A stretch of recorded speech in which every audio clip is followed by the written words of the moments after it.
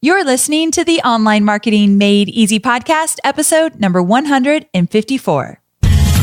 Welcome to the Online Marketing Made Easy podcast. Business advice so easy, you'll feel like you're cheating. And now your host, Amy Porterfield.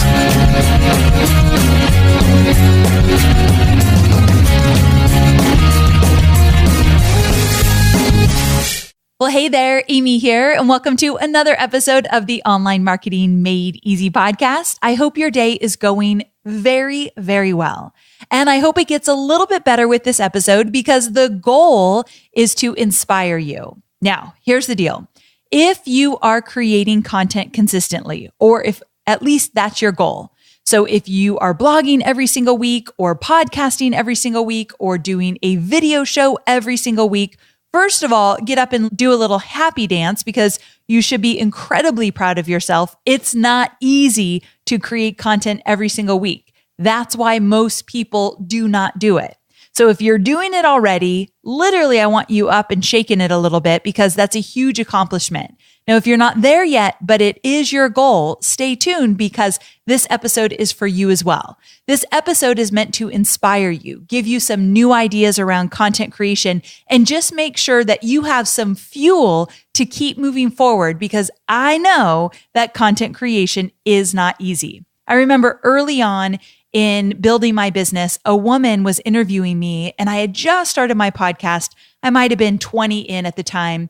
And she said, "You are known for being prolific in your content creation."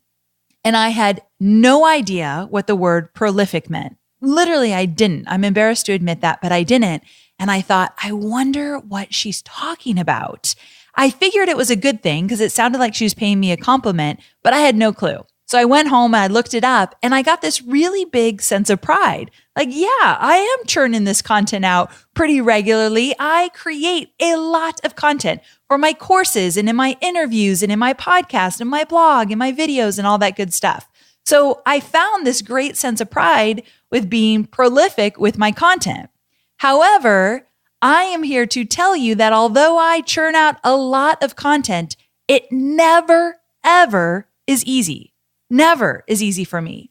So if you struggle with content creation, and by struggle, I mean sometimes you've got nothing. Like you think about something you want to create, you start kind of formulating the idea in your head, and then it's like, that sucks. That's not a good idea. It doesn't have wings. There's not enough to it. Or you just can't think of any idea. Or if you're anything like me, you think, I've already done that before in one way or another, or I don't know enough about that. I only like to teach on my podcast what I've done in my own business, which limits me sometimes, which is why I want to bring on guests to introduce you to new ideas. But I could go on and on about the topic of struggling with content creation. It just doesn't come easy to me. However, as I mentioned, I've been told I'm prolific with this stuff. And I think the reason for that is I always have some formulas to go back to. I always go back to some old standbys that have served me well for years and years. And if you are feeling uninspired, if you ever feel stuck with your content creation, you just don't know what to write about, you just don't know what to make a video about or podcast, or if you've been listening to me and really following my lead in terms of I want you to do more Facebook Lives, you might be thinking, Amy, I don't have enough content to do a weekly Facebook Live plus a blog plus all the other stuff that I'm encouraging you to do. I mean, content creation takes time and you have to feel inspired. And you're not going to feel inspired all the time. So this episode is to, one, get you inspired, two, give you ideas so that you can start thinking about your content in different ways to really recharge you and get you excited about creating some new stuff based on some of the stuff you've already done. So I'm going to give you some shortcuts along the way so you're not starting from scratch. In addition to that, I've got some surprising ways to get you inspired, ways that really have nothing to do with your market or your niche. And that's what the freebie is going to be. So I'm not going to tell you what the freebie is just yet, But let me tell you, it is extra, extra good. It's different than anything I've ever done before. It's going to give you a glimpse as to how I get inspired. I'm going to take you behind the scenes as to what I'm watching and listening to right now. And I'm going to give you a different way to come up with ideas, a way that has nothing to do with your market, your niche, your topic, whatever. Okay, so I'm just going to tease you with that. Stay with me to the very end. I'm going to give you my freebie. It's also on my show notes if you want to jump over there, but it's good. And it took me a while to come up with because I wanted it to wow you, and I think it will. So stay with me and I'll tell you about it when we get there. Okay, so this episode is all about 7 simple content creation strategies that you can implement right away. And I'm going to run through these strategies and give you examples as to how I've used them. So let's get to it. If you've been at it for a while, this first strategy is going to be incredibly valuable for you because it's all about revisiting your content. Yeah, you could use the word repurpose as well, but I'm actually not going to tell you to repurpose it. I just want you to revisit what you've already put out there. Now, for some of you, this might be years of content. Others, it might just be a few months. Either way, I just want you to try this on for size. So I want you to look at all the content that you've created. You can look inside of your products, look on your blog, look on the videos you've created, and ask yourself, could you put a new spin on any of it? So let me give you an example. Recently, I interviewed Jill Staton of Screw the 9 to 5. She was on my show a year ago, and she had recently started a Facebook group. And so her and her husband, Josh, came on the show, and they talked about their first year in starting this Facebook group, what it looked like, what it meant for them, the success they've had. But then a year later, I was talking to Jill and I realized, holy cow, you guys are doing things way differently than you did just a year ago. Things have changed a lot. Your strategies are different. You're smarter now and you're more strategic. You got to come back on the show. So we revisited what she was doing before and she talked about what she's doing now. With social media and with online marketing and the industry I'm in, things change so quickly that people approach things differently, like way differently in just one simple year. So I'm able to go back and think, okay, how can I put a new spin on this? How can I talk about it differently? Here's another example. I might have talked about Facebook ads in a really specific way a year ago, but Facebook ads have dramatically changed. So I can talk about that episode that I did a year ago and say, here's how things are different. Here's how you can approach this now that this has changed or that has changed.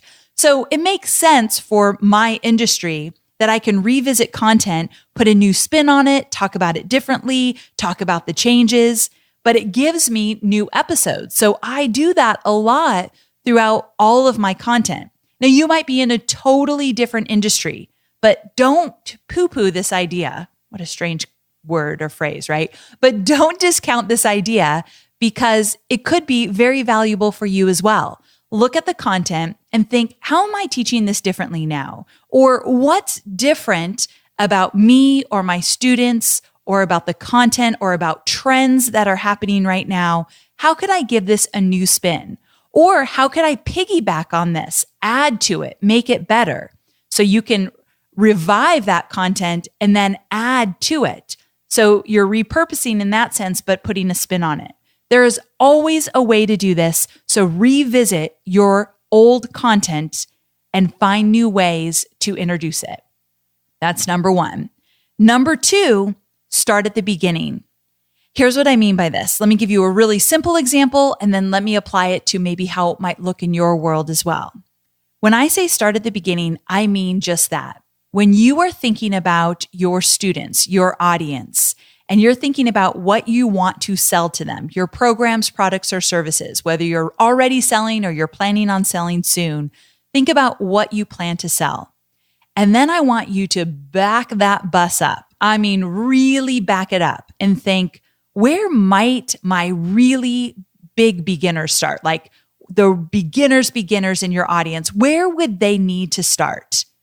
Even if you don't teach this stuff in your products, even if it's not part of your product suite, I want you to think about where they need to start out with and where they're likely struggling. So for me, I did an episode literally called Where Do I Start? It was episode number 105. I'll link to it in my show notes.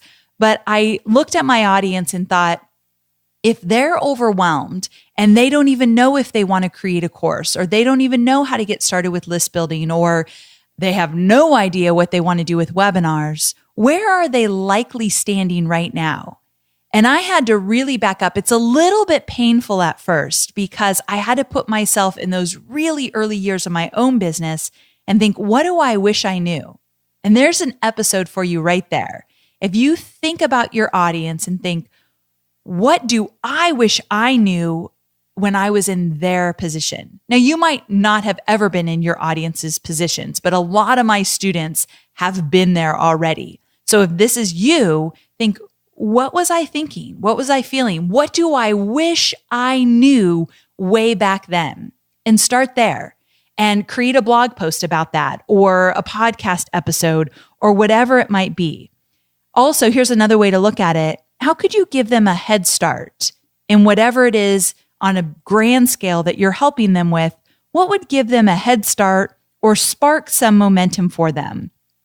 What has to happen even before your products or services or programs can help them? What might stop them in their tracks way before they ever even get to you? So that could be a piece of content or something even bigger, like a series, and I'm going to talk about that next. But the question is, where do they need to start, and how can you help them get started? That could be a really cool podcast episode, blog post, whatever it might be. Now that leads me to number 3, which is create a series. And this could be all about how to get started, but it doesn't have to be. So a lot of what we teach feels heavy sometimes to our students. I know I'm totally guilty of this. And more often than not, I need to stop and think, how could I break this up into a series so it doesn't feel totally overwhelming? When I'm teaching inside my courses, I do a lot of breaking up the content. So one module might have 6 videos in it because I broke it down into bite-sized pieces that people can digest. Well, you can do that with your content as well. And the magical thing about it is, instead of having one podcast episode or one blog post, all of a sudden you have 3. And let's face it, I think if we're being really, really honest, most of our audiences want things in bite-sized. I don't know about you, but when I go to watch a video online, the first thing I do is see how long it is. And I need to remember this because I know I'm long-winded and I need to cut to the chase a whole lot faster in much of what I do, something I've been really cognizant of lately. And so how can you make it more bite-sized for them and break things up into a series? That way you can extend your content, and here's the big clincher. It keeps them coming back for more. So I did this on my podcast in episode number 83 and 84. So 83 was cultivating a list building mindset. 84 was growing a lucrative email list. So I broke those up because when I'm teaching something, I think, okay, usually they got to get the mindset right, and then they need to know the mechanics of it. You know, Tony Robbins says, as an entrepreneur, 80% is mindset, 20% mechanics. So when you are thinking about stuff you're teaching, is there a mindset component and a mechanics component? Mindset meaning, what do they need to believe, understand, know in order to see results? The mechanics is, what steps do they need to take? Right there, that's at least 2 different pieces of content that you can put on your blog. So I want you to think in terms of a series. And a series is really fun when you stumble upon it and you realize, wait a second, this could be really good. Once you figure out your series, let's say it's a 3-part series, 4-part series of your blog, your podcast, videos, whatever it is, you name it accordingly. And so people know this is video 1 of 4 and there's more to come. Number 2, you get to tease the next video or the next podcast when you're done with the first one. So you're always teasing the next week, which is always good.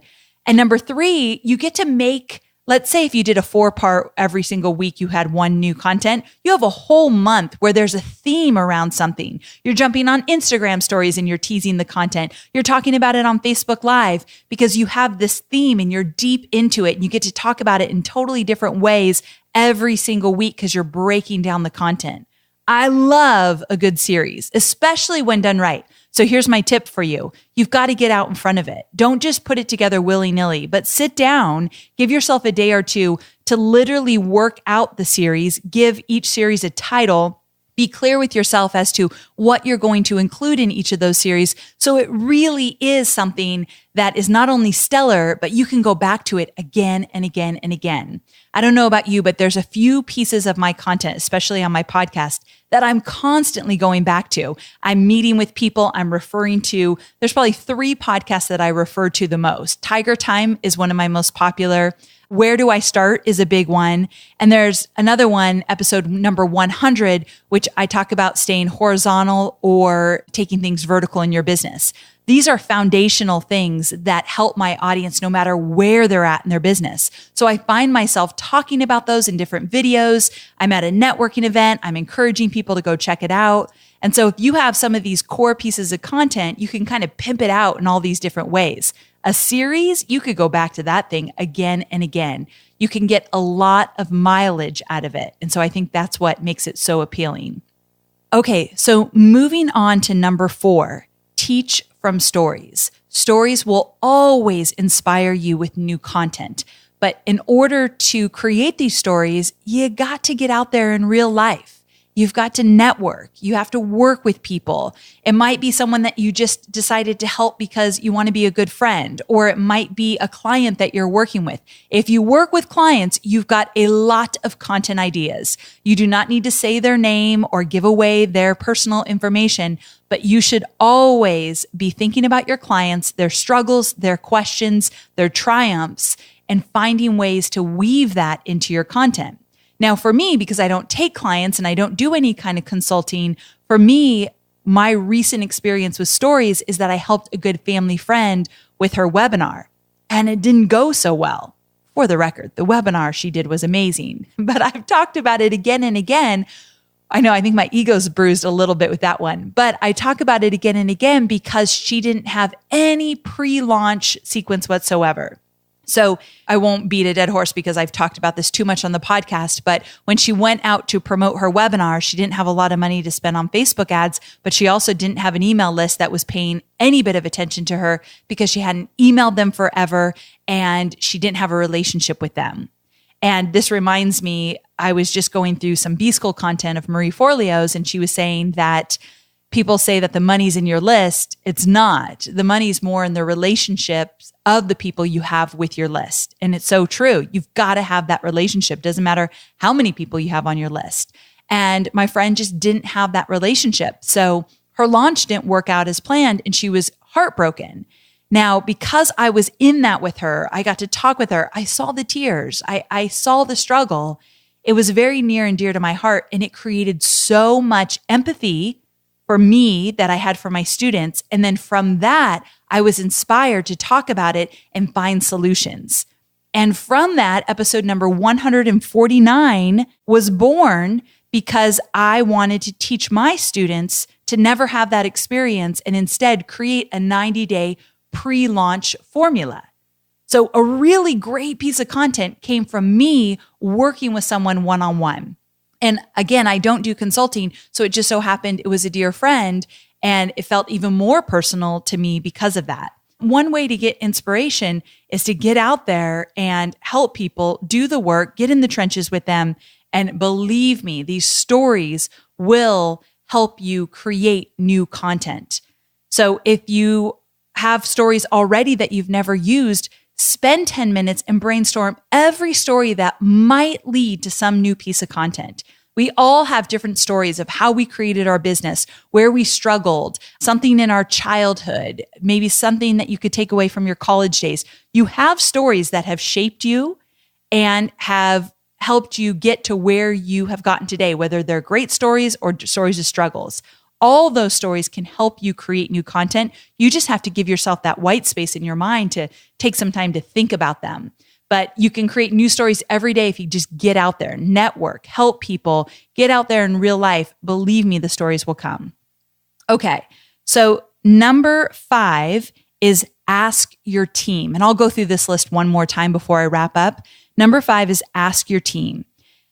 This is a great way to really pay attention to what your audience and your existing students need and want. And it's one of the easiest things that most people never do. And I find myself forgetting to do this as well.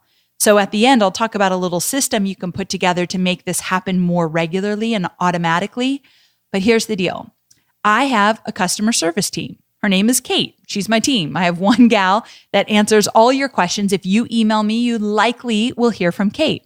I also have a community manager, Lindsay. If you're a student of mine, you definitely know Lindsay.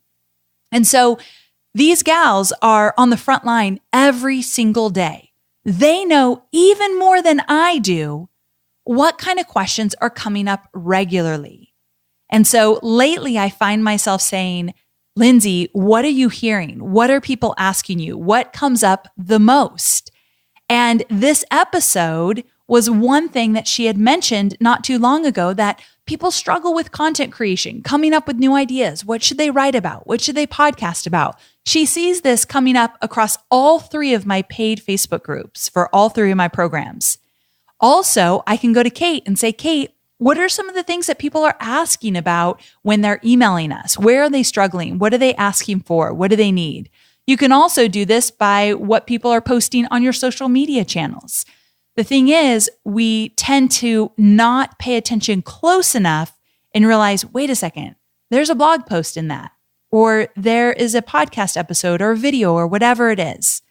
One thing you need to do is you need to put together a system. And I am obsessed with Google Docs, absolutely free, easiest tool to use. And you can just put together a grid where at any time, anyone on your team can hop over to this Google Doc, copy and paste a question. And if you want to get more organized with the grid, the date that it was sent in, the name of the person, whatever you want to do, I like to kind of go a little bit of the extra mile, but have them have a place that they can copy and paste. And in the moment when they're busy, they know it's just a quick copy paste, jump into the Google Doc. That way you have a library of actual questions from the people that matter most, your audience, and diving deeper, your students. You'll see the words they use, the language they're using to ask the questions. You'll see exactly how they asked it, and you can read between the lines to find even more content. But we have to go back to our team. Even if you have a small team, there's other people on your team that know what kind of questions are being asked. That's the kind of stuff that should be fueling our content creation. But if you don't have a system for it, it doesn't work out as planned. So that's what I've been doing in my business. I want a system for my team to have a place to always put that content. Okay, the next one is go for a deep dive. Now, I talked about creating a series earlier. So you're taking a really big idea and you're chopping it up into multiple episodes or multiple blog posts. This is not a revolutionary idea. You've heard that before, but a lot of the times we need to hear it a few times and actually be encouraged to go make it happen. So we already talked about the series as a way to create content, but the deep dive is different. It's taking one concept and really drilling down, making it actionable, explaining it in detail, giving a lot of examples, maybe even weaving in a story. It's usually one very specific topic and going deep. I would say that episode number 149, all about the 90-day pre-launch formula, that's a deep dive into a pre-launch, what it looks like, how long should you be doing it, what are some things that you can be doing during the 90 days. So I could probably even take that in a deeper dive if, here's an idea, and I just want to give you my own examples and you can make them into your own per the niche that you're in. With the 90-day pre-launch formula, what I could have done is I could have made that a series because it's 90 days and each 30 days you're doing something different. So it could be a 3-part series. I didn't even think of that. It just came to me now. But then I could take one of those, let's say that first one is all about creating consistent content and doing freebies every single week for 30 days, actually for 90 days, but the first 30 days, that's all you're doing. I could dive even deeper into that topic and talk about freebies and what freebies to create and give a bunch of examples of freebies and link to other people's freebies to show how it's done. A lot of links and examples and stories is a great deep dive so people really, really get it. You don't want to do a deep dive too much because it's overwhelming, but once in a while, you can take just one concept and go deep with it. And I think that people get immense value from it. That's how you get people coming back for more because they're thinking, holy cow, this is so good. I want more. Okay. The final one is create a quickie. And a quickie is more like you're in and out in the sense of, I'm going to give you a few quick tips, few quick strategies. I'm going to focus maybe just on one thing and give you a few quick examples, and I'm out. And this is something I actually probably need to do a whole lot more of. I don't know how to do quickies. This is getting inappropriate. It feels awkward, but you guys know I'm talking about content here. So I don't know how to just do that really quickly without giving you probably more than sometimes you need. So obviously I'm not perfect in all of this, but that's okay. You don't need to be. Remember, I get a lot of podcast episode downloads. I get a lot of people to my website, and I don't have it all figured out all the time. There's areas that I definitely can be better at when it comes to content creation. One being this whole idea of a quickie. And the reason I love this idea is one, I know my own personality, and I feel like I'm very similar to my students that, again, I look at a podcast episode and I look, how long is it going to be? And do I have enough time? And if it was 15 minutes and I got amazing value versus someone else's episode that's an hour and I got amazing value, I'd probably choose the shorter one. So I think with how things are going now, the fact that people want to get in and out and on with their day, think of different ways that you can do these quickies. And also, but I guess there's and or but or whatever, you have to make it valuable. What I see more often than not is that it's a quickie and it's like no substance whatsoever. And I hate that because now you've just wasted my time and I didn't get anything out of that. And I could have watched something else that was way more valuable. Remember, people have tons of options here. So I'm all about getting in and out, giving them some quick tips, strategies, tricks, whatever it might be, making sure it's actionable, they can do something with it, and then you're out. And you can kind of pair some of these together because if you're going to do a series, that's your opportunity to break something down. But now maybe you have 3 quickies versus, one big long blog post or whatever it might be. So you can do a quickie and a series and they kind of go hand in hand. My point being, mix it up. So for me, because I typically have longer episodes, once in a while throwing in a quickie is always a good idea, which I'm actually trying to do with this one. If I can get it under 30 minutes, well, I probably can't, but anywhere close, I feel like that's kind of a quickie for me. I'll keep working on making them even shorter, but I always have to walk away knowing I gave you immense value and you can take action. Not the easiest thing when it's a quickie, something we can all strive for. So let me run down that list really quickly, and then I'm going to wrap up with some final thoughts. The list of 7 simple strategies for content creation. Number 1, revisit your content. Not repurpose, revisit it. Give it a twist, something new. Number 2, start at the beginning. Number 3, create a series. Number 4, teach from stories. Number 5, ask your team. Number 6, go for a deep dive. Number 7, make it a quickie. So those are your 7 simple content strategies. I gave you a bunch of examples so you can make them your own. Now, a few other things that are going to help you get inspired with writing your content or creating your content for a podcast or a video, whatever you're doing. I want to give you a system that we use internally just really quickly that will make sure that you are creating stellar content. And I want to take you through the process that we use because a lot of the times this process helps us eliminate a lot of the content we might have created. So here's what we do. Number 1, intrigue. If my team comes to me with an idea or if I go to them with an idea, if it's a good one, we automatically get really excited. But then after that excitement, we quickly realize, okay, we need to know how this is going to look. So intrigue is important. If someone on your team or if you come up with an idea, if there's that initial excitement or, ooh, I want to know more, tell me more, ooh, that's good. That's a great sign. If your team's not so excited about it, right away, it probably is not going to be a great idea. So you're looking for that instant intrigue. Number 2, inquiry. So after we have that initial excitement or, ooh, tell me more, I like that idea, we have to inquire. And I either ask myself or my team, what would be the steps here?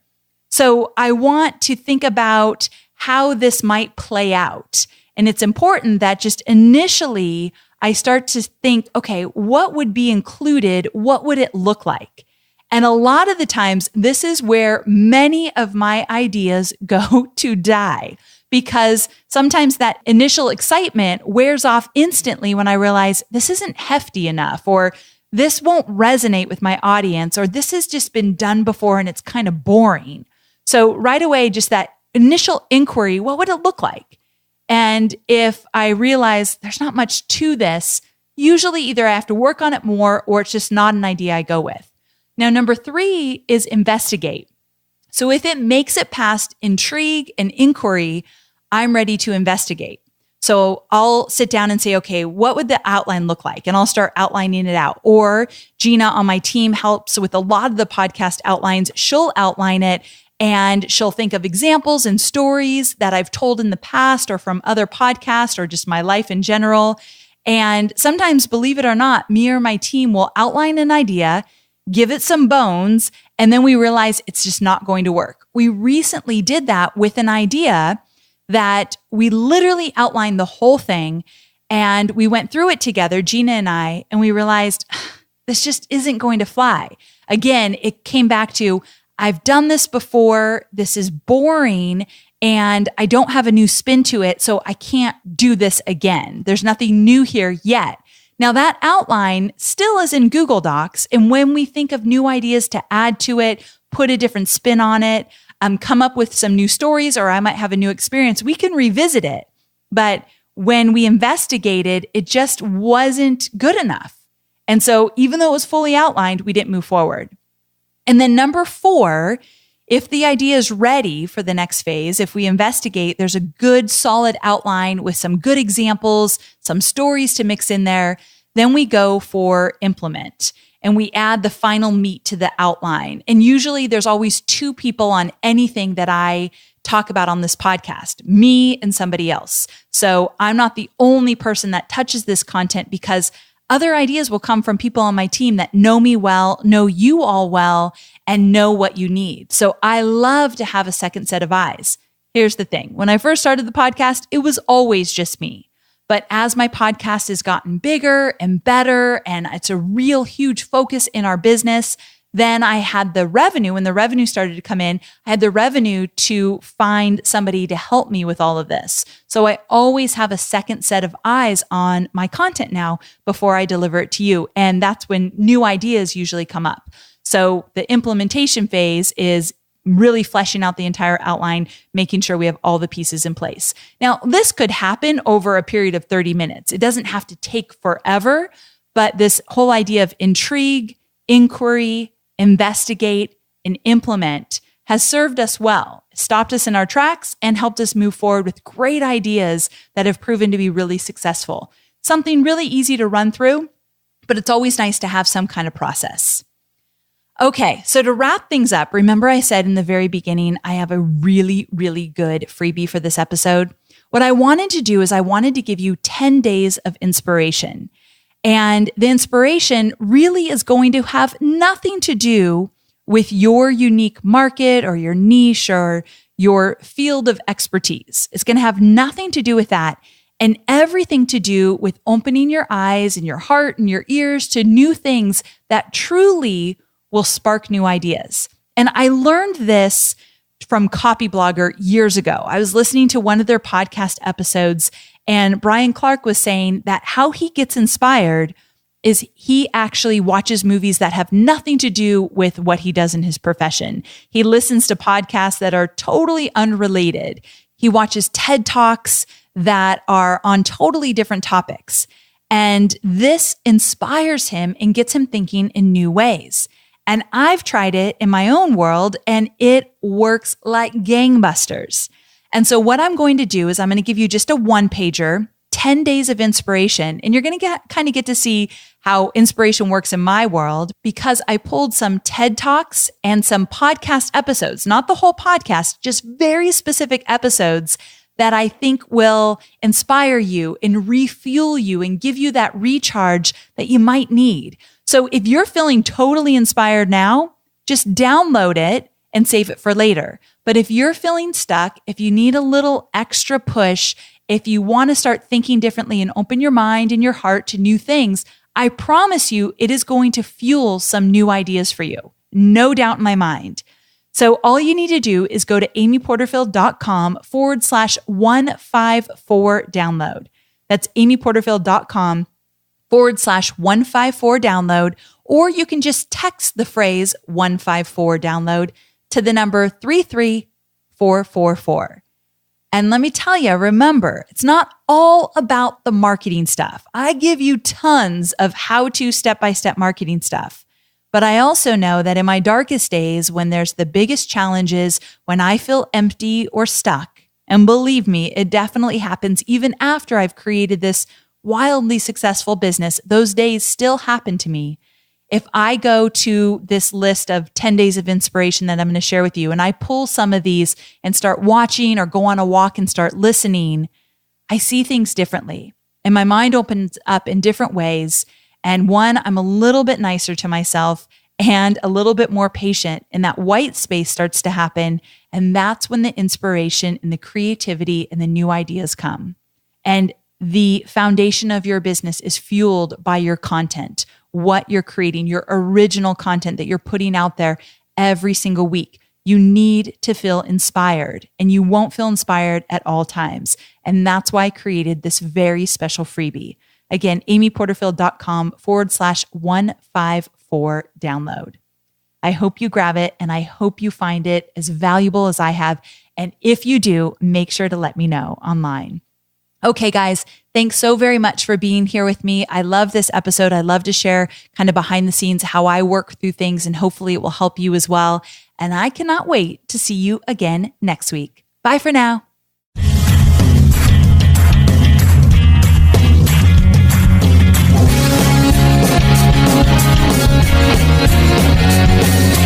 Thanks for listening to the Online Marketing Made Easy podcast at www.amyporterfield.com.